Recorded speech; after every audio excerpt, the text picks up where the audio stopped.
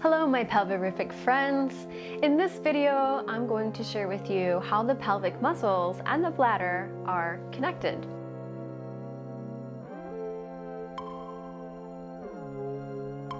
So here's our bladder.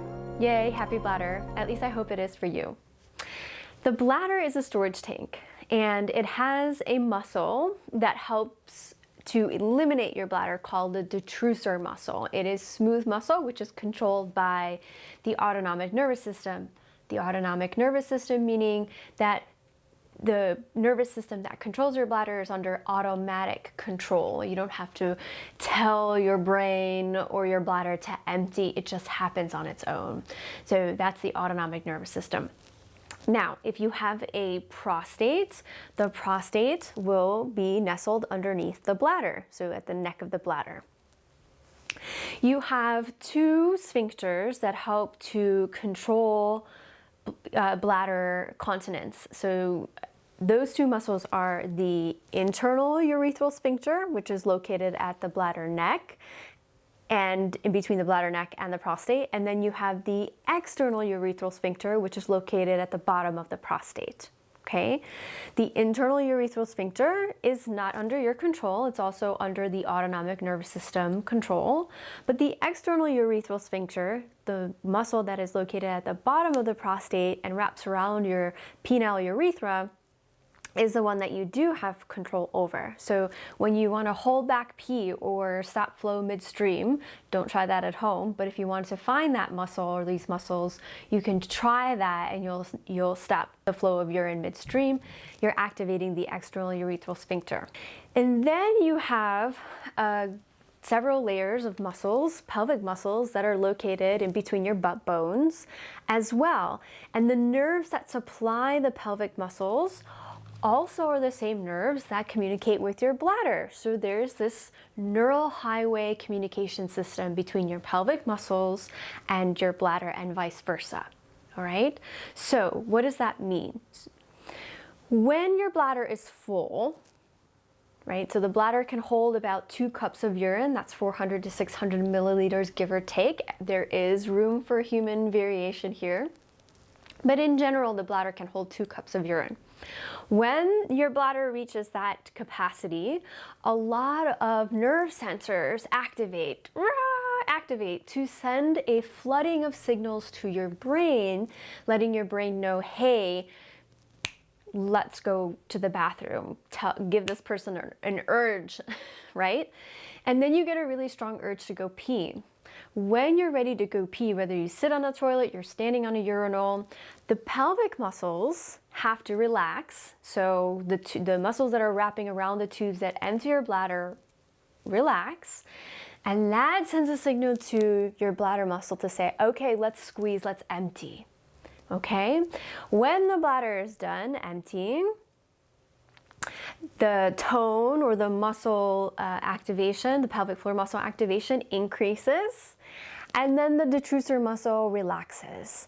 Then again, that sends a signal, complex signals to your brain saying, okay, it's time to fill, right?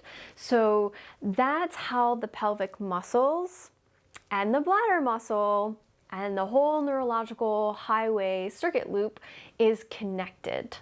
So if you're experiencing urinary urgency or frequency, having to go to the bathroom every 20 to 30 minutes, or maybe even an hour, that's really distressing and bothersome in your life, knowing this piece of information about how the pelvic muscles and your bladder are connected can be very helpful.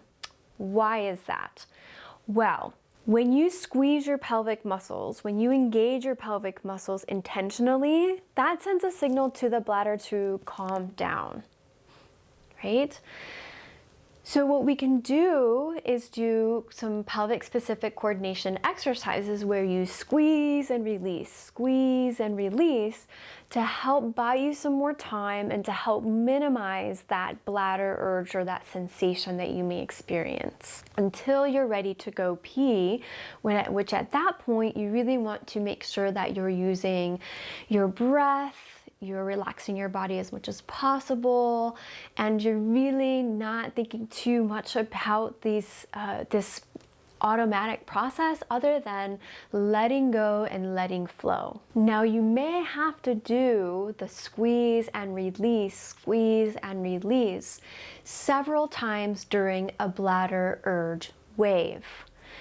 The first urge will always be the strongest, but as you continue to do these exercises with every urge that comes, the urge will start to get smaller and smaller. So what will that look like? First urge is really big, that's a big wave. You do your squeeze, release several times, a couple of deep breaths. The next wave might be a little smaller, and then a little smaller and a little smaller until it kind of fizzles out, okay? So you may have to do several repetitions of this squeeze and release to notice an improvement in that urge.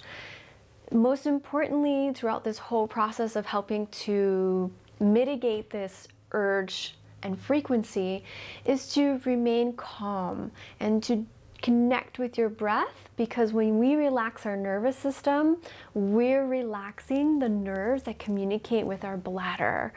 And when we do that, the bladder doesn't have to get so excited, flooding your brain with these messages of, I gotta go, when it's really a false urge. Because if you just went 20 to 30 minutes ago, chances are your bladder is not entirely full yet. So if you're experiencing bladder urge and frequency that is really distressing and controlling your life, where you're looking for a bathroom everywhere you go and having to use the bathroom every 20 to 30 minutes, this little exercise might be a helpful thing. Give it a try. Thanks so much for watching.